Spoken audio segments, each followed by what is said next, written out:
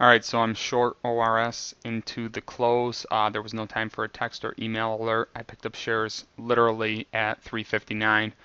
There was a small squeeze. I was sitting waiting, and that squeeze, filled my order. My hope is that we see a gap down tomorrow. There's a very real chance that that's going to happen. I'd like to cover this one in the low $4 range before the weekend, preferably Friday morning if necessary. I'll hold overnight again. There's no reason for the stock to be this high, but it does have a tiny market cap, so it can fly.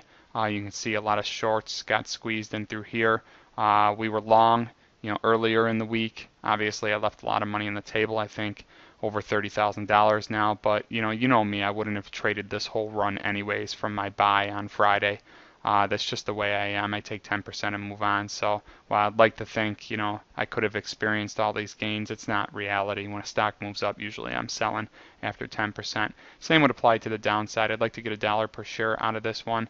I think there's a very real chance that it gaps down in the morning. Worst case scenario, I think we open around 520. And, if it stops out at 5, it should really pull back quickly. So there could be a lot of sellers, especially as we move on in the week. There'll be less and less people looking to buy this one into the weekend. So like I said, with any luck, covering the low fours, but first red down day, indecision up here, very toppy.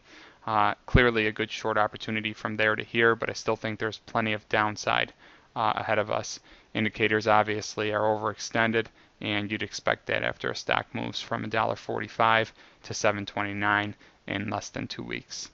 That's the ORS trade. Right now I have 2,500 shares at 526. My goal is to add to that position in 2,500 share blocks on any spikes or any declines. So if it spikes, a squeeze, I'll look to add at what I think is the top of a squeeze.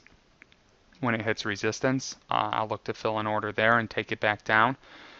Or if confirmation takes place and it breaks $5 a share, I'll look to add right there, and again try and get out around $4 a share. That would be the ideal scenario, with 5,000 to 7,500 shares.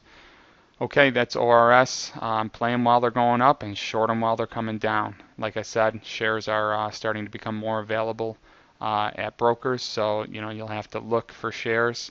Not easy to find, but if you can get them, it's obviously a good opportunity because this stock is overextended. Take it easy, and talk to you in chat tomorrow.